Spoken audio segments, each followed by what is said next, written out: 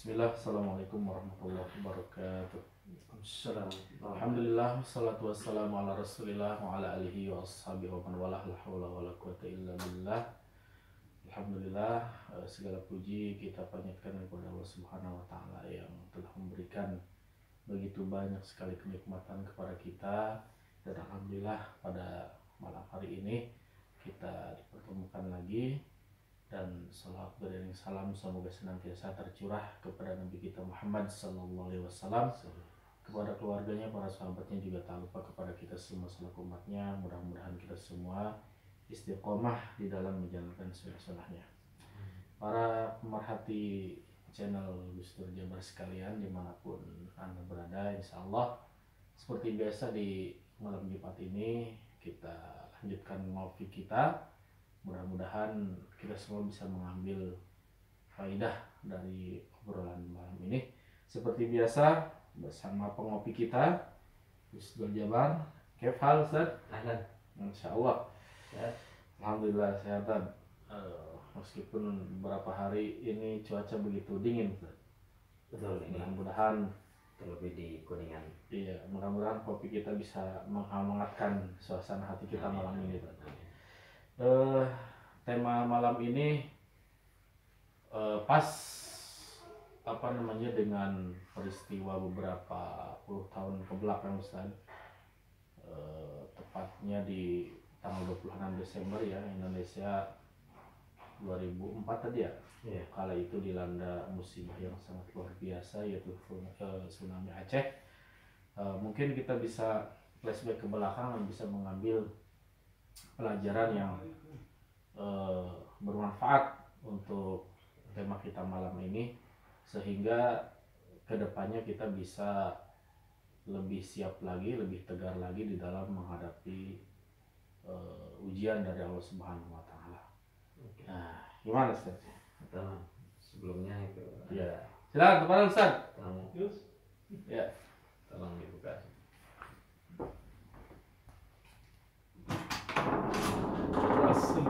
Salam warahmatullah. Kita sedang mulai Ustaz. Terlalu ngisir. Oh iya. Iklan. Iklan. Kalau sisirnya selalu dibawa kemana-mana tadi ya.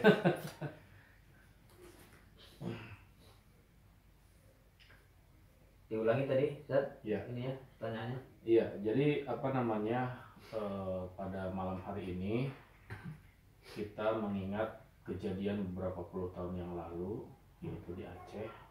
Bahwasanya di sana terjadi tsunami Aceh yang tentunya sangat mengguncang penduduk Indonesia kala itu, dan tentunya itu adalah musibah dari Allah Subhanahu wa taala yang pasti ada hikmahnya kan. Ada hikmahnya yang bisa kita ambil ya. Mungkin kita bisa flashback ke belakang dan ada pelajaran atau faidah-faidah dari kejadian kala itu Ustaz. Iya. Ya. Monggo Ustaz. Baik. Bismillahirrahmanirrahim. Wassalatu wassalamu ala Rasulillah. Sayyidina Muhammadin bin Abdillah wa ala alihi washabihi wa sallam. Betul. Jadi Assalamualaikum. apa yang terkait dengan peristiwa Aceh 2004 tanggal 26 Desember sebagai kunci muhasabah. Kalau kita berbicara tentang muhasabah itu seolah-olah dunia itu teratur. Ya, dunia teratur sesuai dengan yang kita kehendaki. Apa maksudnya dunia teratur sesuai dengan yang kita kehendaki? Besok itu masih ada. Belum nangkep nih kan. Pikiran kita akan digiring oleh nafsu kita sendiri bahwasanya besok itu masih ada. Tapi bagi orang Aceh ketika itu besok itu udah nggak ada. besok itu ba'da subuh itu selesai. Kalau kita terjebak dengan muhasabah yang berdasarkan dengan nafsu keinginan kita belaka, nanti akan terjadi framing. Nah, masih ingat istilahnya ya? Framing yang cukup bisa dikatakan negatif, bahwasanya terjadinya bencana di Aceh ketika itu adalah sebagai qit'atun minal adab, sepotong azab. Kan banyak ya yang punya anggapan seperti itu. Ini bagian dari azab karena perilaku. Ya, fenomena di sana itu. ya. Kalau misalkan benar itu karena apa yang sebagian orang katakan seperti itu, kenapa nggak Jakarta dulu? Ya. Kenapa nggak Surabaya dulu? Kenapa nggak Cirebon dulu? Kenapa nggak Jogja dulu? Kenapa nggak Pelabuhan Ratu dulu? Kenapa nggak Papua dulu? Ya, kalau itu berdasarkan dengan muhasabah bayi firasah nafsu. Tapi kalau kita selama 20 tahun dari 2004 sampai 2024 ini mampu memuhasabahi setiap tahunnya, dan ini momentum pergantian tahun baru, dan orang pada umumnya di tanggal itu, di hari ini itu sedang bergembira akan merayakan pergantian tahun baru. Ya memang kalau istilah sekarang tuh Nataru, Natal dan tahun baru. Nataru. Ya. Ya. Dan kita tidak akan membahas tentang hukum mengucapkan aneh.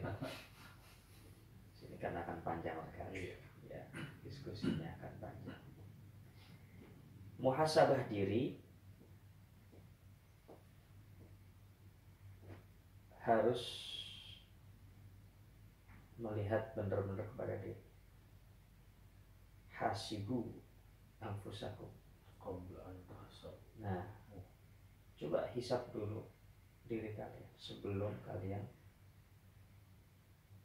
ya mencoba-coba menghisap orang lain. Ya. Karena disindir keras di dalam surah Al-Kahfi, yang mana orang-orang yang gemar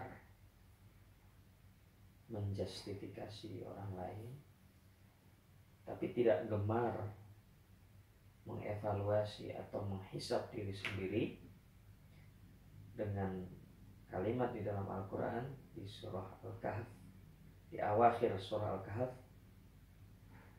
wa yahsabuna annahum yuhsinuna sun'a. Ya.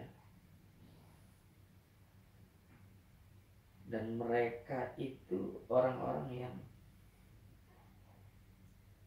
selalu menjudge orang lain. Ulaika alladziina kafaru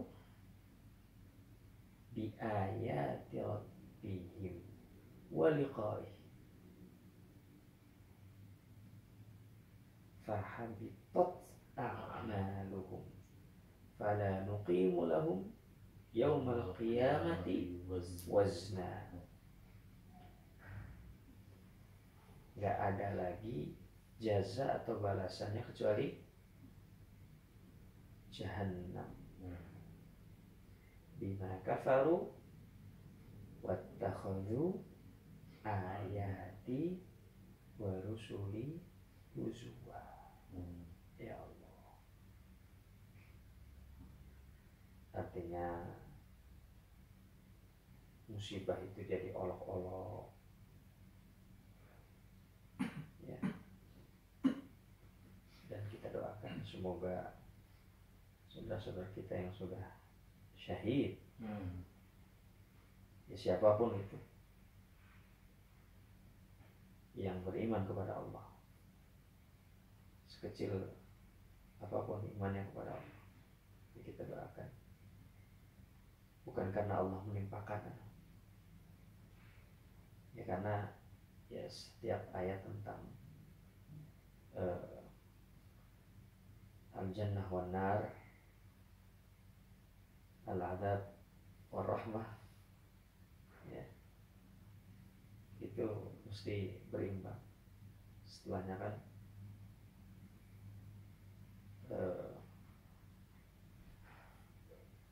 disebutkan orang-orang yang bertakwa. Ya.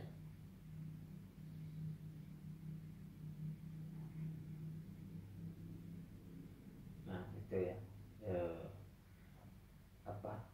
kejadian di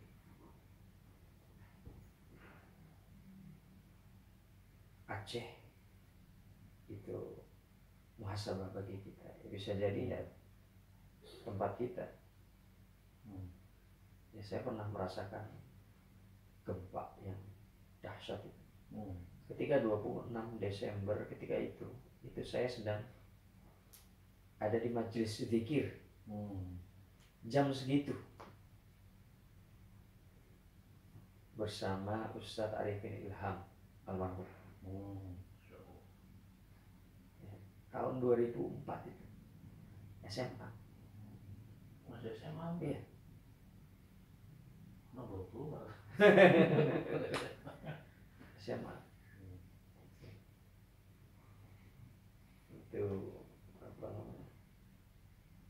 Ingat sekali. Nah, 2000 berapa? 6 atau 2005 gempa di Jogja. Itu dahsyat juga. 6 skala Richter. Kalau di Aceh kan 8 atau 9 dan ratusan ribu yang meninggal. Itu saya merasakan sendiri guncangan itu. Sawah depan rumah itu airnya mungkin bergejolak. Tiang listrik, ya, kabel-kabelnya tuh ya, wah, dan gemuruh.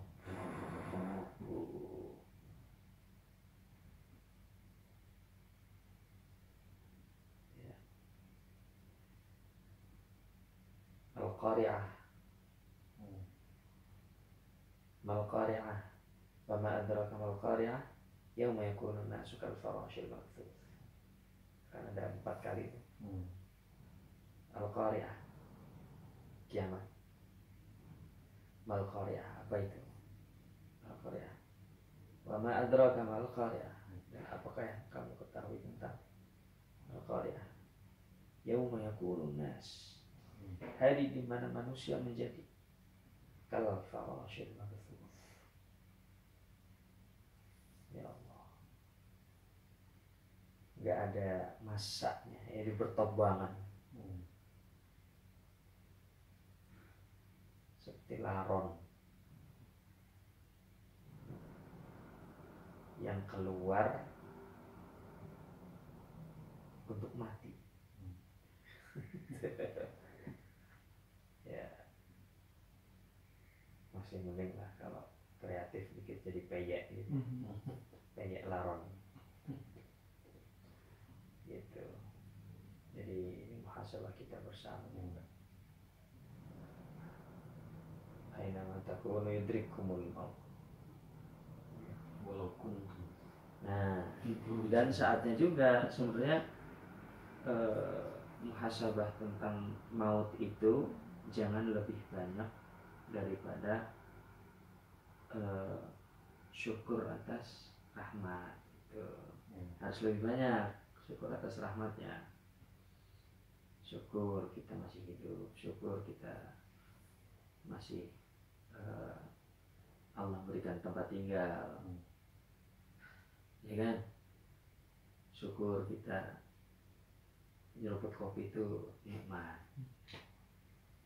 Ya, cuma di sekeliling kita ada yang punya masalah nggak? Itu. Gimana tadi ceritanya? Ya, itu lebih banyak ngobrol sama Ustaz Fadli itu. Oh gitu? Antum ngobrol juga? Tadi urusan Oh, korek semua. gimana tuh? Aduh ya, efek ini kan efek ya dari perbuatan dia sendiri. Oh iya, oh ini lah. Oh, Gimana itu? jadi ini Kok channel akhir tahun begini ada ada aja yang aja. kalau dari alurnya ya kita sih bisa menyimpulkan ya ini efek perbuatan dirinya sendiri yang melakukan ya hal yang diharamkan karena dia itu judi online kan. Enggak. Awalnya gimana? Awalnya ini nggak apa diceritakan ya awal sebagai sebagai bro. Jadi dia itu punya penghasilan ya waktu itu ya ketika dia kerja itu ya tinggi lah. Kemudian circle-nya yang bikin dia akhirnya terjun masuk ke dunia judi online tadi. Dia kan orang kampung, kerja di kota, gaji melimpah, ya sudah, nggak punya background yang memadai, akhirnya apa? Udah coba aja dulu satu coba. Dicobain, ternyata apa? Ketika dia pertama main, rupanya untung. Tapi itu dia tuh. Itu trap gitu. Itu kan jebakannya judi kan Jebakan begitu. Batman. Justru apa namanya, kalau kaya di judi itu kan berarti mau miskin nih kejadian. Nah gitu. Iya. Nah, ya namanya orang sudah ketagihan ikut lagi sampai akhirnya ya nggak terasa habis 1 M rupanya. Itu habis 1 M, entah gimana ceritanya itu. Nah, dan ini apa ya, singkat cerita ya seperti inilah endingnya. Si orang itu akhirnya semua barangnya lenyap gitu. Dari mulai HP-nya hilang lah, pakaiannya hilang, sendalnya hilang, semuanya hilang. Sampai bahkan kepercayaan dalam artian ya orang udah mau percaya sama dia juga, keluarganya ya maksudnya ya, mau percaya sama dia juga, aduh lu mau udah kebanyakan ini. Aslinya ini orang nih sebenarnya nih ya sudah ada di sel sebenarnya. Waktu zaman itu ya, zaman masih dia main itu kan. Cuma karena memang ada apa namanya, ya orang tuanya memang terlalu baik lah, akhirnya gimana pun ceritanya anak saya harus jangan sampai di sel. Ya kalau mau nggak masuk sel harus bayar dong kerugian itu. Akhirnya orang tuanya sampai jual rumah ratusan juta hanya buat apa, ngebayarin ya si anaknya yang ketagihan judul itu. Nah udah, ternyata pas setelah diinin ya dari mana dapat info judi, dari mana, dari HP rupanya. Nah singkat cerita, orang ini emang nggak bisa dikasih HP Android, nggak bisa ya. Walaupun dia udah pengen berhenti, buka Facebook lewat aja, lewat satu aja nih, udah main lagi begitu terus. Nah sampai ketika apa ya namanya orang itu kan pengen lepas ya. Dari itu kan ya, kalau bisa. Nggak bisa. Kalau saya tanya balik waktu itu, tadi barusan saya tanya itu kan, seberapa niatnya kamu ini mau lepas dari judi? Jawab dia apa? Udah saya udah sholat dan zikir. Bukan sholat zikir, enggak, aneh nggak ada urusan sama sholat zikir lo, bukan itu. Seberapa niat kamu meninggalkan judi online tadi? Karena kalau misalkan kamu tanya gimana caranya nih biar bisa ini dong, biar bisa lepas, simple. kembali ke yang tadi, seberapa besar niat kita pengen lepas dari itu. Kalau itu udah bisa kepegang, berdoa sama Allah, Allah yang bantu kamu keluar, simple. Tapi ini kan ya nggak bisa, dikasih HP dikit aja, sekali aja dikasih, udah santai dikit, lewat, ikut lagi.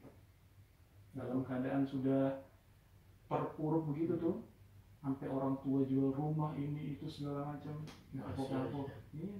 Ya.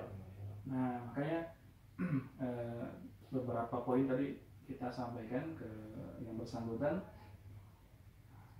Ini dua kemungkinan nih, bisa jadi emang ini azab dari Allah gara-gara efek perbuatanmu itu kan. Atau yang kedua, ya inilah cara Allah ngasih hidayah buat kamu nih begini, dibikin susah dulu kan, dibikin segala macam ini ya sudah. Kalau masih emang nggak ini Sat, ya sudahlah, tinggal gimana nanti ini. Yang jelas ini sekarang nih apa namanya nih, hari ini nih, hari kemarin maksudnya, yang semua barangnya hilang itu kan, udah itu jadi pelajaran lah. Kalau masih aja ngelakuin hal yang sama hanya gara-gara megang ini ya, megang HP, berarti ya sudah, nggak ada lagi. Jangan harap hidayah masuk itu kalau gitu. Nah, gitu. Jadi pemirsa, tadi kita ketemu yang seperti itu di musola tadi. Udah 2 hari tadi ya? Udah 2 hari di musola. Yas'alunaka 'anil khamri wal maisir. Maisir. Qul fihima ithmun kabir. Adilnya Allah. Wa manafi'u linnasi wa ithmuhuma akbaru min naf'ihima. Tapi bacanya jangan wa manafi'u linnas, jangan berhenti di situ. Enggak boleh. Yas'alunaka 'anil khamri wal maisir. Qul fihima ithmun kabir. Boleh. Ya, Pentingnya wakaf itu. Boleh tidak? Qul fihima ithmun kabir. Boleh situ. Ya. Terus kalau dilanjutkan, ya, wa manafi'u linnasi wa ithmuhuma akbar. Boleh. Tapi kalau yas'alunaka 'anil khamri wal maisir, gimana? Yas'alunaka 'anil khamri wal maisir. Qul fihima ithmun kabirun wa manafi'u linnas. Berarti di situ berarti kan perlu pemahaman makna. Iya. Nanti lu kan ada manfaatnya. Tuh. Ya memang ada manfaatnya, tapi bukan itu inti dari pesannya. Ya, manfaatnya kayak apa ya? Parfum jadi lebih awet, kesehatan jadi lebih mudah, gitu kan? Surgery, operasi jadi nggak kerasa, gitu. Asalkan gak diminum, gitu. Karena akan merusak sel-sel, merusak syaraf-syaraf, gitu. Wa ithmuhuma akbar. Nah, itu tegas itu wakaf aula itu. Ya. Wa ithmuhuma akbar min naf'ihima. Wa yas'alunaka madza yunfiqun qulil 'afu. Pernah kayaknya kita bahas ini. Pernah. Ya. Bahas lagi. Oh, waktu itu yang dari apa? Kisah hantum ya. Nah, ini sekarang ada lagi. Nyambung lagi Ya ya. Allah. Ternyata masih ada aja. Masih ada aja. Ya Allah. Memang seperti itu realita. Sampai pada ada kejadian fahal antum muntahun. Itu hilang 1, 2, 3. itu sebenarnya bisa di apa artikan untuk orang yang bersangkutan udah berhenti nggak, kayak barangkali berhentinya tuh minta diantarin ke keluarganya itu kan. Cuma ya tadi yang saya bilang, kalau ya itu yang bisa, hanya itu yang satu-satunya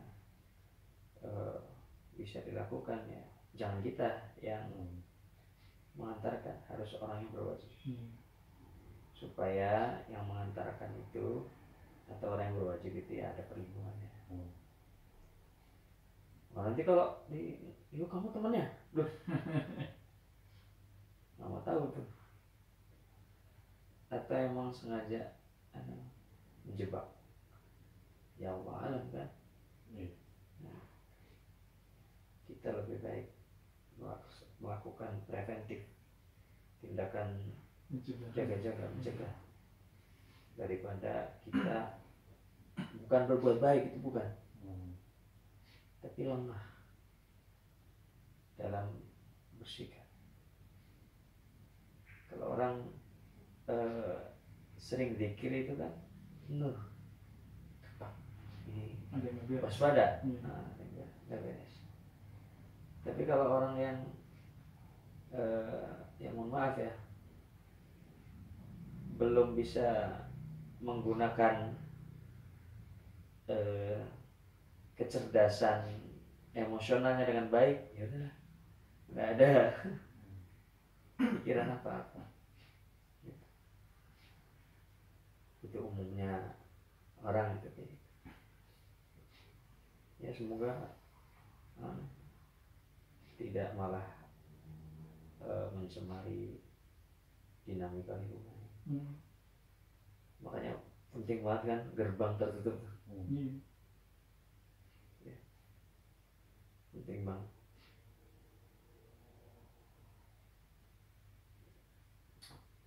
Apalagi kan?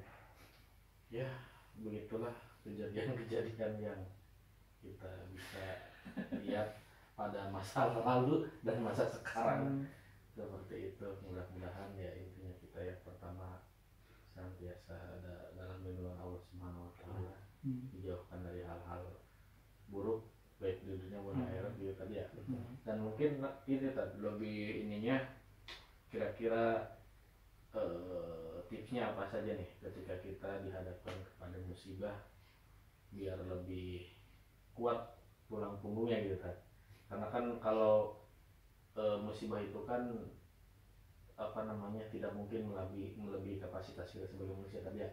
Karena Allah sudah berjanji seperti itu, apa namanya, gimana tadi, layu kali puluh nafsan tidak bisa. Berarti yang kuat itu kesabarannya tadi ya. Nah kira-kira tipsnya apa saja kan biar apa namanya ketika kita dihadapkan kepada ujian bisa lebih sabar seperti itu. Sesimpel bagaimana seorang manusia itu akan bertahan di dalam rasa sakit ya. Antum kalau jatuh rasa luka, ada sakit yang dirasakan, pertama kali yang dilakukan apa? Meringis dulu atau menangis ya. Itu fitrah yang nggak boleh dilewatkan. Meringis atau menangis itu bagian dari kepekaan kita terhadap masalah yang sedang kita hadapi. Justru malah masalah itu ya bagaimana kita berani menghadapi masalah itu. Masa luka, aduh nggak berani saya. Ya mau diapain? Diilangin aja jempolnya. Daya. Atau dihilangkan rasa sakitnya. Ya. Pertama hadapi masalah itu. Hadapi rasa sakit itu.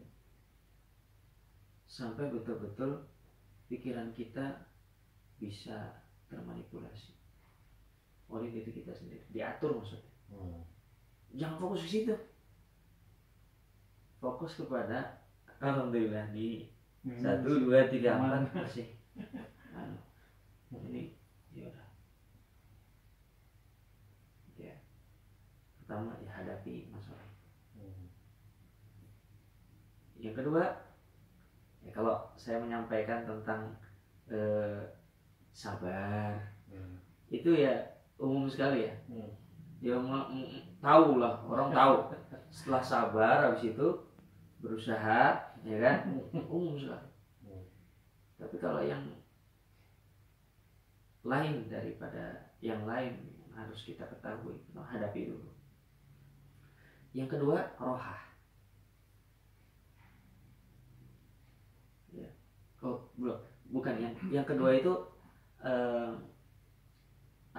masyaqqah. Ya. Pertama, hadapi dulu rasa sakitnya.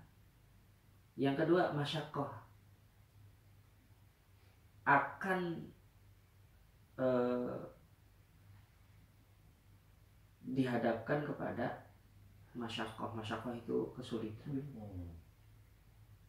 Kesulitan tuh ya sok dijahit atau diobati, itu masyaqqah kan.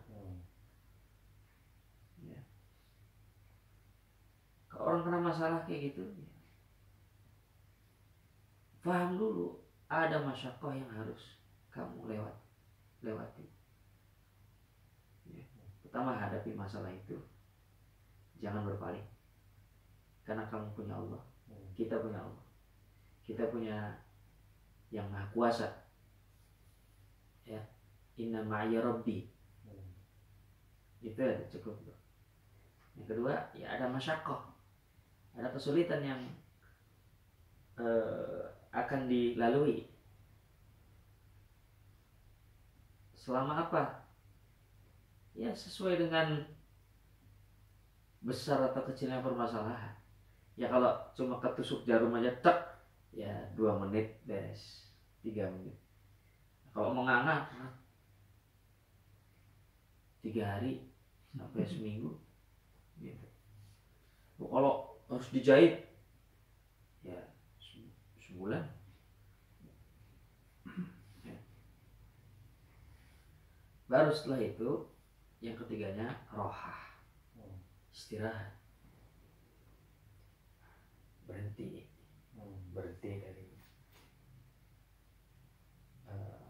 masalah itu. Atau rohah di sini juga ya hijrah. Hijrah kan ada maknawi, hissi ada maknawi ya. Kalau hissi kita pindah tempat dari satu tempat ke tempat yang lain. Kalau maknawi dari keburukan menuju kepada kebaikan. Itu 3 itu. Caranya gimana? Ya rasakan dulu aja, pasti akan menemukan cara. Kalau belum merasakan, nggak akan menemukan cara. Hadapi dulu, pasti akan menemukan cara. Ya. Kalau belum dihadapi, ya gimana? Seperti orang belahan bumi lain yang belum pernah merasakan kehangatan cuaca. Ada yang dingin aja. Berteori tentang panas, ya nggak akan diterima. Kita di Indonesia gini-gini aja, hangat terus tiap hari, tropis. Kita di daerah tropis pengen musim dingin, sok-sokan. Antum pernah ngerasain musim dingin ya? Benar. Salju? Iya. Nggak mau antum Ustaz? Iya. Nggak mau. Dingin tuh. Gue Wah. dingin. Dingin Dingin licin. dingin banget. Aduh nggak enak. Tidur harus pakai Double. sepatu Susu kulit. Sepatu khusus. Itu kita nggak mau semua. Jangan meminta sesuatu yang ketika ditampakkan sesuatu itu akan menyulitkan kamu. la tas'alu an asya itu talakum tasukum. Nah, itu tentang masalah. Nah, semakin kita dihadapkan pada masalah, mindsetnya harus semakin banyak saya harus menyediakan solusi dari masalah tersebut. Makhrojan, makhroj, ya, tempat keluar. Kalau solusinya cuma satu, ya banyak masalah, satu solusi nggak mungkin. Lebih baik satu masalah banyak solusi. Ya. Kalau banyak masalah satu solusi boleh, serahkan kepada yang maha yaj'al lahu makhraja yarzuqhu min haitsu la yahtasib. Iya, Masya Allah. Tapi ada juga yang berkata seperti ini tadi ya, katanya Allah itu tidak menguji hambanya kecuali sesuai dengan kemampuannya. Tapi kok ada yang sampai bunuh diri gitu. Nah ini gimana nih menjawab statement ini tadi?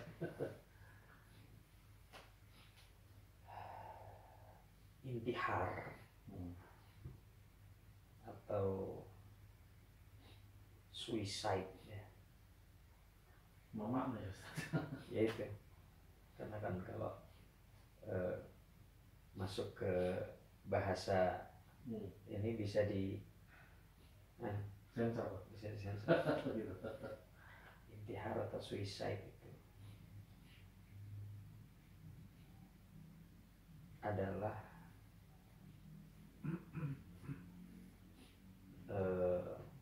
tujuan syaitan dalam membisiki manusia. Yang mana orang-orang yang terkena godaan syaitan itu pasti dalam keadaan iman yang paling rendah ketika itu, ya. Iman yang paling rendah dimanipulasi lagi oleh syaitan dengan keadaan yang tidak bisa bangkit dari iman tersebut, dari lemahnya iman tersebut. Loh kan, kita kan segampang itu, al-imanu yazidu wa yanqus. Iman tuh naik turun, segampang itu. Kalau turun ya mesti ada naiknya, kalau naik mesti ada turunnya, tawazun. Tapi ketika sudah digoda dengan itu, dibisiki dengan itu, ya orang dikuasai. Baik itu suicide atau intihar maupun qatlu ala akhari. Ya kan kejadian tuh di bulan ini lagi, anak umur 14 tahun itu qatala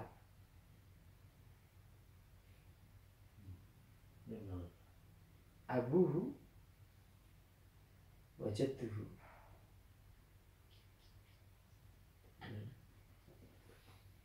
Kada hampir-hampir umuhu. Tuh, mengerikan. 14 tahun. Apa yang dipikirkan ketika diinterogasi dan dipelajari, ya, seluruh keluarganya tuh bangga kepada anak tersebut, bangga, ya. Tapi entah dibalik bangga itu prosesnya seperti apa kan? Yang kita dapat dari informasi berita, anak ini dipush, dipaksa untuk belajar sampai ada rasa bangga. Itu menurut penyidik. Terus ada juga informasi adanya bisikan untuk melakukan hal tersebut. Nah, itu semakin semakin menjawab pertanyaan tadi,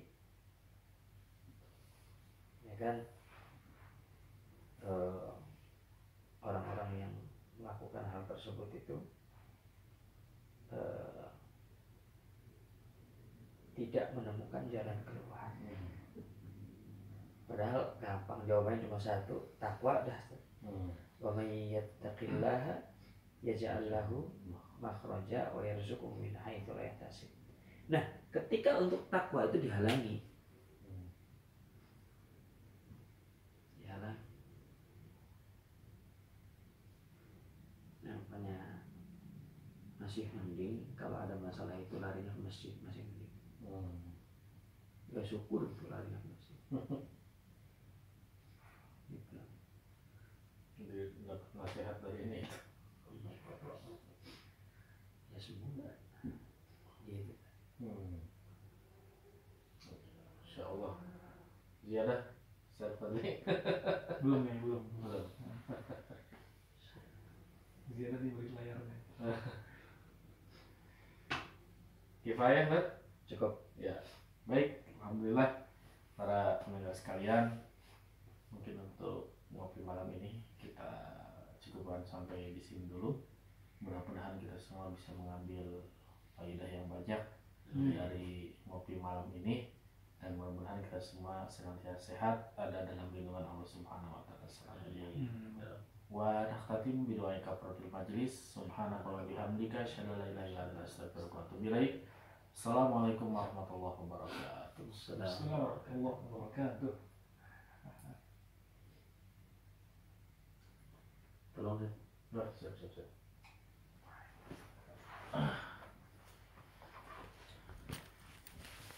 Diapain, Tan? Dimatiin aja. Yang hitam tadi ya?